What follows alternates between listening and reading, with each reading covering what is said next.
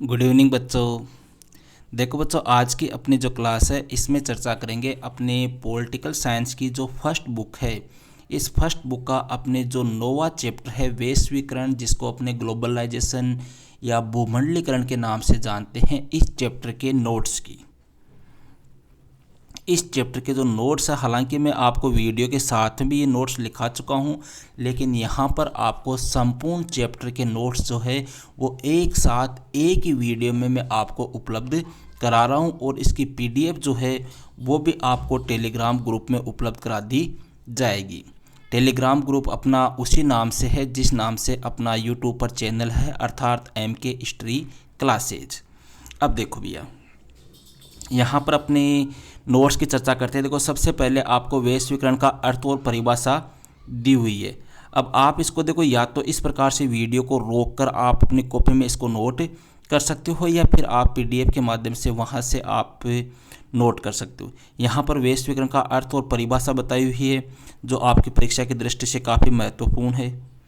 इसके बाद में देखो, भारत ने वैश्वीकरण की प्रक्रिया कब अपनाई थी, ये सन आपको ध्यान रखनी है। प्रधानमंत्री कौन था, यह आपको ध्यान रखना है। और वित्त मंत्री जो थे वो कौन थे, यह आपको ध्यान रखना है। इसके बाद में एक क्वेश्चन बना के लिखा हुआ है कि वैश्वीकरण एक बहुआयामी अवधारणा है, स्पष्ट कीजिए। मतलब इसके जो राजनीतिक आयाम, सामाजिक आयाम, आर्थिक आयाम जो है उनके बारे में बताया गया है। ठीक है।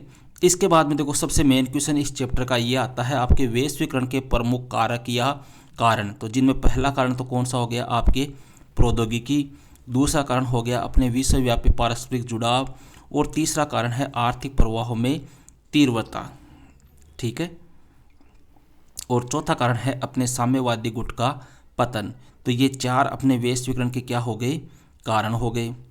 फिर यहाँ पर एक क्वेश्चन देखो, एक बार पूछा हुआ है यह है कि कोई एक उदाहरण दीजिए जो यह दर्शाता है कि वैश्वीकरण ने परिधान संस्कृति को प्रभावित किया है। तो अपने जैसे नीली जींस पहनते हैं, ठीक है, ये वैश्वीकरण का प्रभाव है। नीली जींस पश्चिमी संस्कृति है ये। और इसके ऊपर क्या पहनते हैं, खादी का कुर्ता। यह प्रक्रिया आपको क्या दर्शाती है, वैश्वीकरण की प्रक्रिया को दर्शाती है। तो इस प्रकार से एक बार ऐसा क्वेश्चन आया हुआ है, वापस भी आपको पूछ सकते हैं, थोड़ा सा आपको ध्यान रखना है। फिर अपने वैश्वीकरण के प्रभाव आगे, ये भी अच्छा क्वेश्चन है। इसमें मुख्य रूप से जो आपको राजनीतिक प्रभाव है इनको आपको ध्यान से देखना है,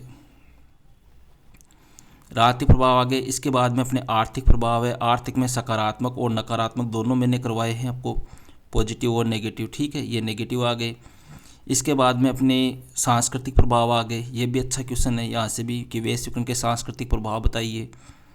ठीक है। हालांकि ये वीडियो मेरा आपको समझाया हुआ है, पूरा चैप्टर जो है वो अपना यूट्यूब पे अपलोड किया हुआ है, आपको अच्छी तरह से समझाया हुआ है। लेकिन यहाँ पर अपना जो मकसद है वो ये है आपको आपको नोट्स उपलब्ध कराना। क्योंकि कई बच्चे कह रहे हैं कि सर हमें एक साथ एक ही वीडियो में आप नोट्स उपलब्ध करवा दो।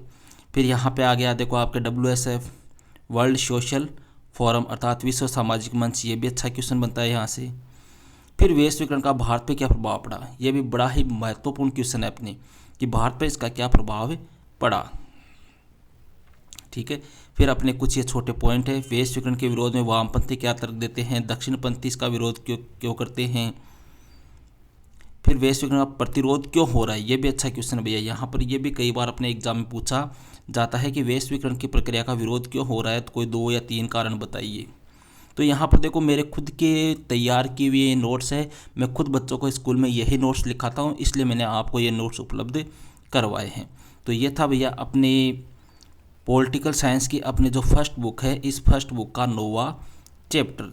अब इस बुक में भैया सिर्फ अपने इस बुक में आपको लगभग चैप्टर में करवा चुका हूँ, सभी चैप्टर के नोट्स में आपको उपलब्ध करवा चुका हूँ। ठीक है।